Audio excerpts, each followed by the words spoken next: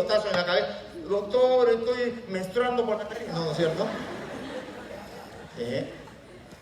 Este es el desprendimiento del endometrio. Mire la ovulación, ¿no? Crece, ¡pum! Ovula.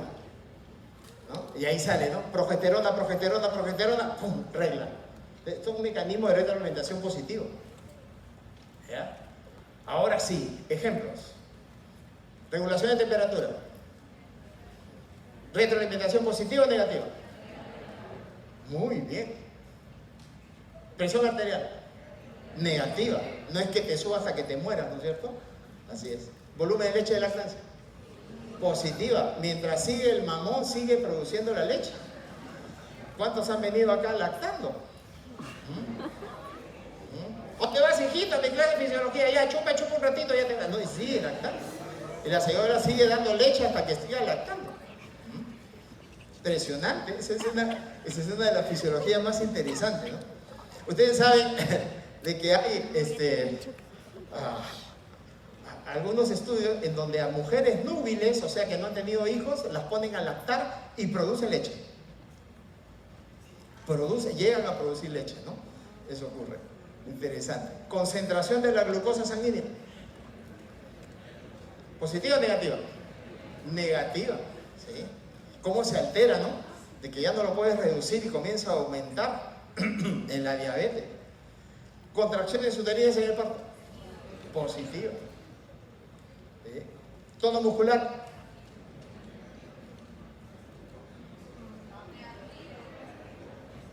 Negativa, pues. ¿Acaso tú vas a contraer hasta que te mueras? No, pues no. Así es. Progesterona, última fase del ciclo menstrual. Positiva, hasta que venga la regla. Regulación de la respiración a través del CO2. Así es, negativa, ¿no? Si no, no tendríamos el ciclo respiratorio. Formación de coágulo. Sale una proteína. Y todavía tenemos varias vías, ¿no? Extrínseca, intrínseca, común, más proteína. Es un mecanismo de retroalimentación positiva de precipitación de proteínas. Positiva. Erección, eyaculación. ¿Cómo hacer negativa? Es positiva. ¿Sí? Bueno, todavía no tienen experiencia, eso es, ¿no? Así es. ¿Quién produce la erección? ¿El simpático o el parasimpático? El para lo para. El parasimpático. ¿No es cierto? Pues eso que las mamás vienen, ¿no?, a la consulta. Doctor, mi hijito ha salido mañoso con mi esposo. Cada vez en la mañana cuando lo cambio el pañal está erecto. A los niños les pasa eso, a los varoncitos, ¿no? ¿Por qué? Se llama efluvio parasimpático, ¿no? Efluvio parasimpático. Así es. A los varones, a todos nos ha pasado. En la mañana, hijito, ¿qué ha pasado? ¿Qué pasa ahí en tu sábana? ¿No? Mamá, no te preocupes, es normal, dice mi profesor Yoshimito. ¿Ya? Es mecanismo de retroalimentación positiva, ¿no? Respuesta. La respuesta es proporcional cuando más o menos es equilibrada a la propuesta de la sustancia que lo produce. Por ejemplo, es proporcional en la histamina. ¿Ve? En la histamina. Si te sale poca histamina, se produce poco efecto. Más histamina, más efecto. Claro, hasta límites normales, ¿no? Integrada o clima, ya pues ese es fácil, ¿no? Cuando vienen en el examen, al toque, ¿no? ¿Qué mecanismo de retroalimentación tienen respuestas integradas o clímax? Todos los positivos que llegan a un final. La derivada, esta es muy frecuente, porque esta anticipa el grado de corrección. Esta es la que vamos a usar mucho para poder controlar, ¿no? Por ejemplo, derivada es la glucosa, derivada es la presión. Entonces, cuando tú vas controlando la presión, la respuesta que vas obteniendo, a veces no baja la presión totalmente, la vas normalizando poco a poco, ¿no? ¿De qué dependen los límites de control? Bueno, dependen primero de que esté genéticamente bien codificada. Una alteración genética arruina todo, como por ejemplo la diabetes tipo 1, ¿no? Que los niños que nacen no tienen pues insulina, genéticamente. Integridad, o sea que los tejidos y las células estén normales y completas. y que haya suficiente cantidad de energía, o sea, que no haya desnutrición. Los niños con desnutrición no tienen mecanismo de retroalimentación adecuado. Por ejemplo, los niños desnutridos no hacen fiebre. ¿Cómo se produce la fiebre? A ver, ¿quién controla la temperatura? ¿Dónde está el punto de ajuste? ¿Dónde? ¿Cuál es el punto de ajuste en el hipotálamo? 37. Entonces un niño tiene una infección viral y los restos virales llegan al hipotálamo. El hipotálamo percibe o recibe esos restos virales y se altera. O sea, como que el hipotálamo se emborracha, ¿no? Y dice, ¿qué pasa? ¿Por qué están a 37 grados si lo normal es 39? Entonces las células le dicen, no, está equivocado. No, 39, yo mando. Y entonces el hipotálamo opera a 39 y tu cuerpo está a 37. Entonces, ¿qué cosa siente el hipotálamo? Frío. Él dice, lo normal es 39 y tú estás a 37. Entonces opera como si tuviese frío. Por ejemplo, cuando le va a entrar fiebre, la gente dice, tengo escalofríos. Es el momento del escalofrío. Te comienzas a tiritar y aumenta la temperatura. Y se pone a 39. Las células están mal porque las células no funcionan a 39. El único que está tranquilo es el hipotálamo. Dice, así me gusta, enfermo, vamos a 39. Hasta que después pasa, o tomas un antiinflamatorio, o se eliminan los restos virales o lo que fuese, y el hipotálamo otra vez regresa a su punto de ajuste normal, 37. Y entonces dice, ¿qué haces tú a 39 si lo normal es 37? Entonces, ¿qué cosa estás sintiendo? Calor. Entonces, ¿qué dice? Oye, esa temperatura me la eliminan, ¿ah? Entonces comienzas a eliminar temperatura y comienzas a sudar. Dice, oye, esta medicina qué buena, al toque me ha hecho sudar, ya me va a bajar la fiebre, ¿no? Se llama la etapa de crisis. ¿Sí? Entonces, si sabes fisiología, sabes entender todos estos fenómenos. ¿Está bien? Y sabes fisiopatología. ¿Ok? ¿Han entendido? Ok. La clase termina todavía a las 5:15. Así que, y no les he dado recreo para ver si aguantan o no aguantan. ¿Ya? Los estoy probando. Ok. Lo más importante de la fisiología celular es la fisiología de membrana. La membrana tiene permeabilidad selectiva y, como dice el doctor Andonaire, que es nuestro profesor de química, ultra selectiva, Lucho, ultra selectiva.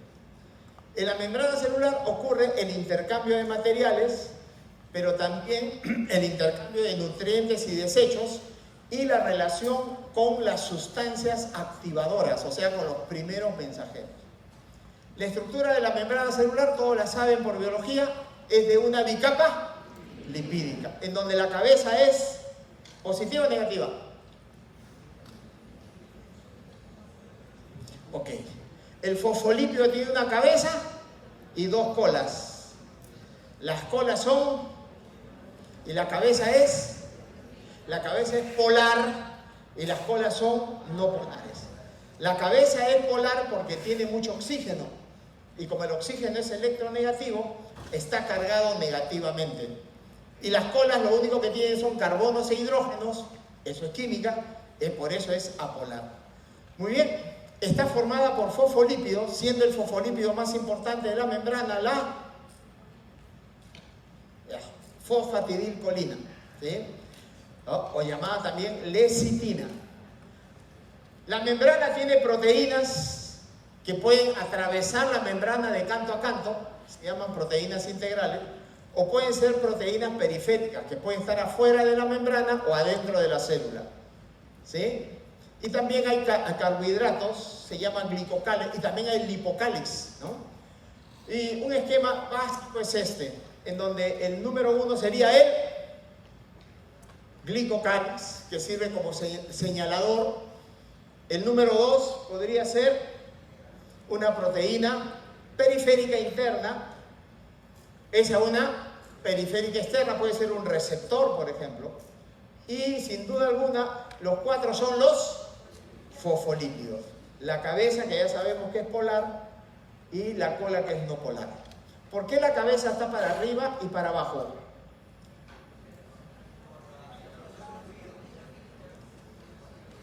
¿Por qué las cabezas se ponen para arriba y para abajo? Mejor dicho, para afuera y para adentro de la célula. ¿Por qué?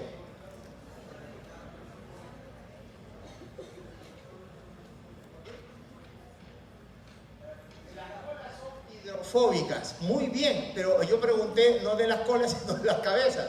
¿Por qué las cabezas se ponen hacia adentro y hacia afuera? Es lo contrario.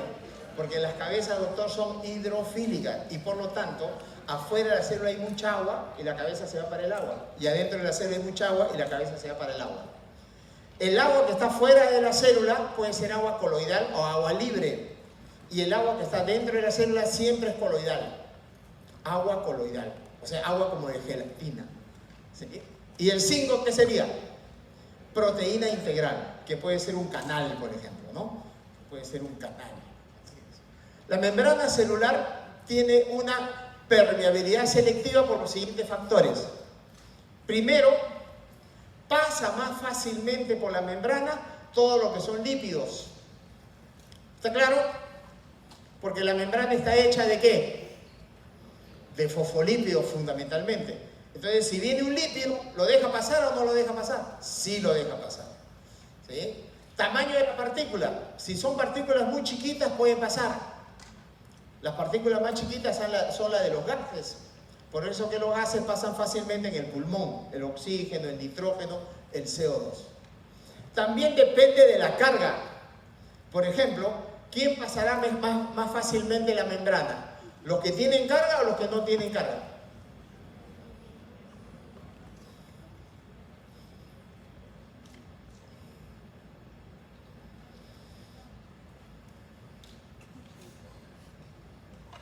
Miren pues ahí, esta cabeza, ¿qué cosa es? Polar. ¿Estas colas qué son? Apolar. ¿Esta cabeza qué cosa es?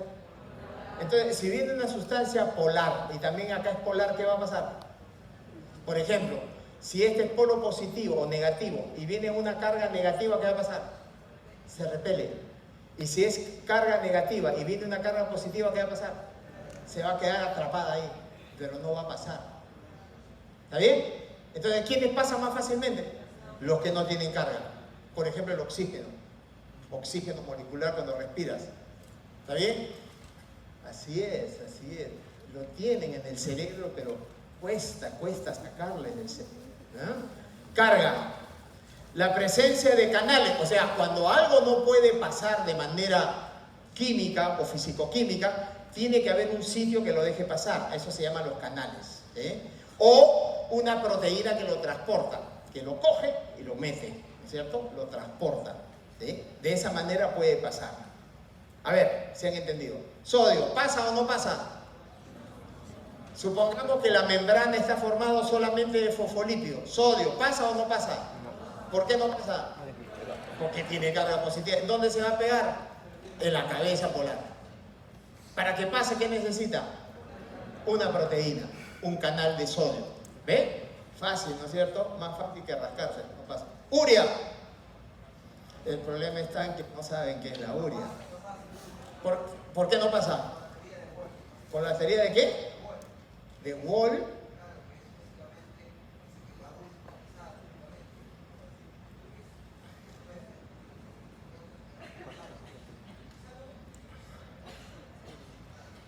Les prohíbo que vengan consumiendo cosas. ¿Ah? Tu teoría está muy buena, pero te perdono si me dices la fórmula de la urea.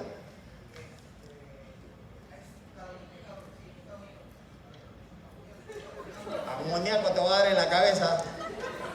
El nombre de la urea es carbo, paréntesis, diamida. CO, paréntesis, NH2, paréntesis 2.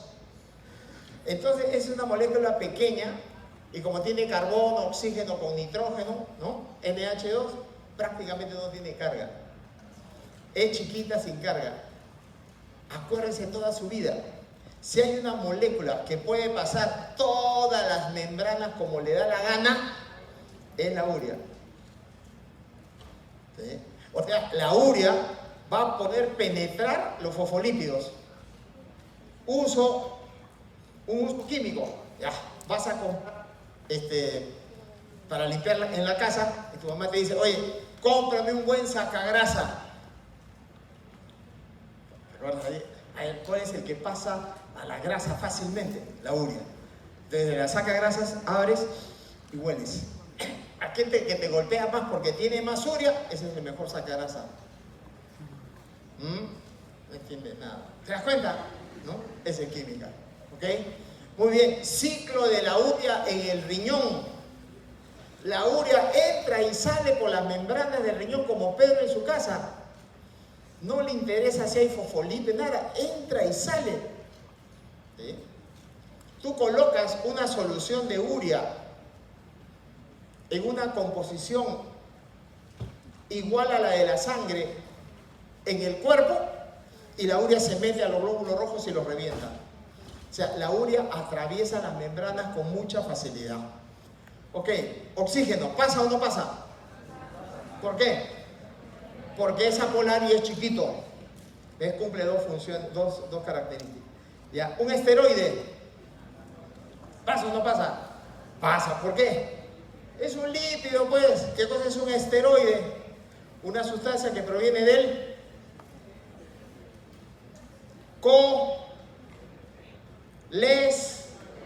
que el colesterol, pues, el esterol. ¿Cuál es el núcleo del colesterol? ¿Cómo se llama su relación química? ¡Pesada! Llévatelos a todos, ¿no es cierto? Así es. Colesterol es el núcleo ciclopentano-feniltreno. Muy bien, me haces tener esperanza en el ser humano. Un aplauso para todos los colegas. Ciclopentano-feniltreno. ¿Sí? Ojo, cuando tú colocas, miren la importancia de saber fisiología. ¿Sí? Viene una señora y me trae un bebito para hacerle control al niño sano y veo sus nalguitas rojas como casi sangrantes. Señora, ¿qué ha pasado? Doctor, la vez pasada que vine, mi hijito estaba pues muy mal, ¿no? Estaba con dermatitis del pañal, o sea, la gente le llama eritema del pañal, escaldadura. Y vi que usted le echó una cremita y con eso se curó de inmediato. ¿Qué cremita le eché? Le eché un corticoide. Pero yo en el consultorio, en la punta de la uña de mi dedo, un poquitito. La enferma vio el nombre del corticoide y se fue a la farmacia y como acá en la farmacia venden todo sin receta, le dijo, por favor, ¿me puede dar esta? Le dieron, te doy 3 todavía. Entonces esta mujer le echaba en sus nalguitas al bebito cada vez que le cambiaba de pañal. Le cambiaba de pañal, otra vez le echaba, otra vez le echaba, otra vez le echaba. O sea, pero le estaba echando ¿qué? Un corticoide. ¿Qué pasa cuando tú usas un corticoide en la piel? Cuando tú usas otras cosas, el acné o lo que fuese, esas cosas se quedan en la piel afuera. Pero cuando tú pones un corticoide, atraviesa todas las membranas. Hay corticoides en crema tan fuertes que tú te lo echas en la piel y penetra como si estuvieses tomando una medicina, como una tableta o como una inyección. Mucho cuidado con los corticoides. ¿Sí? Mucho cuidado también con las hormonas esteroideas. Ejemplo, el hombre tiene problemas de erección y entonces hay unas cremas de testosterona para poder tener erección. Pues así pasa pues a los hombres. ¿Por qué te asombras? Así es, le falta testosterona, ¿no? Entonces esas cremas se ponen en el interior de la pierna en la noche para que la testosterona los haga revivir, ¿no? ¿Qué pasó? Un chiquito vio porque su papá se echaba, entonces el chiquito agarró y comenzó a echarse también, ¿no? Y después de un tiempo el chiquito estaba como él, con bigotes, barba. ¿Eh? ¿Pasa o no pasa? Recontrapasa. Recontrapasa.